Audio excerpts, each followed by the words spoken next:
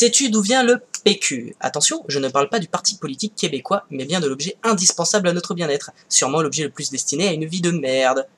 Mais non! Le papier toilette. Pour ceux qui pensent que cela date d'au moins un bon millier d'années, eh ben, détrompez-vous, l'idée de se torcher existait déjà chez les Grecs. Donc, d'où ça vient? Mais non, pas les Grecs, le PQ! Attention, ici on parle de la création d'un objet pour se torcher et non l'idée de l'enlever avec ses mimines. Cette idée existait depuis l'aube de l'humanité. Les premiers objets remontent donc à l'Antiquité grecque. Pour se nettoyer l'arrière, l'ustensile était aussi simple qu'un caillou, ou plutôt un galet, selon Aristophane, auteur du 5e siècle avant Jésus-Christ. On peut lire dans une de ses satires « 3 pierres peuvent suffire pour se torcher le cul si elles sont raboteuses, polies, il en faut 4. » Merci Aristophane. Grâce à toi, je ne verrai plus jamais Obélix de la même manière. La pratique la plus courante était quand même les vêtements. Vous savez maintenant de quelle couleur étaient les toges romaines à l'intérieur. Ensuite, les Romains peaufinèrent l'art de se torcher avec l'utilisation de tissus externes aux vêtements et de laine parfumée. Raffinés ces Romains, tout compte fait.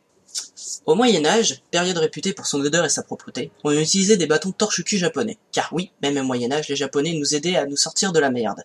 Pour les âmes sensibles, nous allons appeler ça des bâtons de sainteté. Ces bâtons étaient utilisés pour enlever le plus gros du travail à l'extérieur comme à l'intérieur.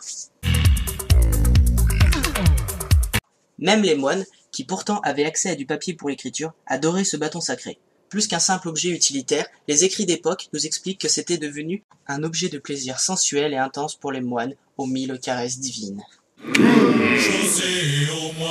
Pardon, mais c'est trop bon. Ils finissaient souvent le travail avec des feuilles ou même de la terre.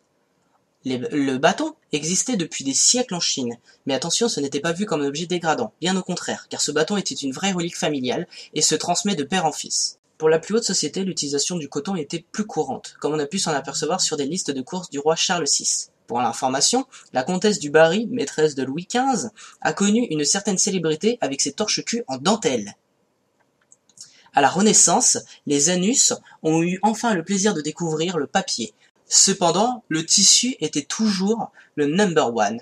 En effet, le papier toilette était encore loin d'exister, car le papier en lui-même coûtait excessivement cher.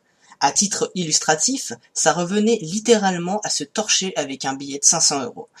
Mais certains futés avaient la technique. Lors de recherches archéologiques pour la construction de la pyramide du Louvre, des centaines de lettres ont été découvertes recouvertes de merde. L'ironie de cette histoire est que ce ne sont pas des lettres entre postiers, mais des lettres officielles entre célébrités de l'époque.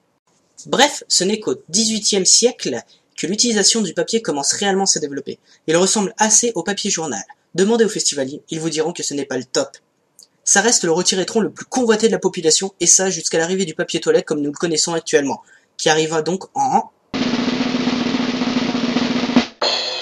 1850. Et oui, entre le prototype de type caillou de l'Antiquité au papier, il s'est écoulé 2250 ans. Je vous rappelle qu'on avait déjà inventé l'électricité depuis 70 ans et le moteur depuis 300 ans. En 1850, ce sont donc les Anglais à l'initiative du papier toilette, mais c'est l'Américain Joseph Cayette qui fut à l'origine de la première société spécialisée dans le PQ, du nom de Cayete's Medicated Paper. Mais c'était le papier de luxe réservé à la haute société, du moins jusqu'au milieu du XXe. Avant cette date, c'était toujours le papier journal, très utilisé en campagne. Le PQ a subi son essor commercial depuis à peine 80 ans environ. Voilà, c'est fini pour cet épisode, j'espère qu'il vous aura plu. Alors il faut savoir que le PQ n'a pas du tout fini sa route. J'ai vu sur internet certains PQ avec électronique ou autres trucs comme ça. Et après, il faut pas oublier que même certaines toilettes japonaises permettent de se laver sans utiliser de PQ. C'est ce qu'on appelle les bidets.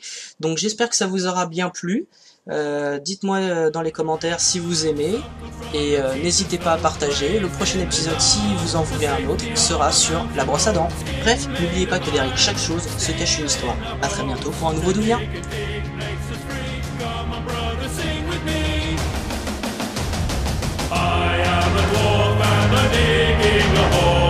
Diggy, diggy, hole, diggy, diggy, hole.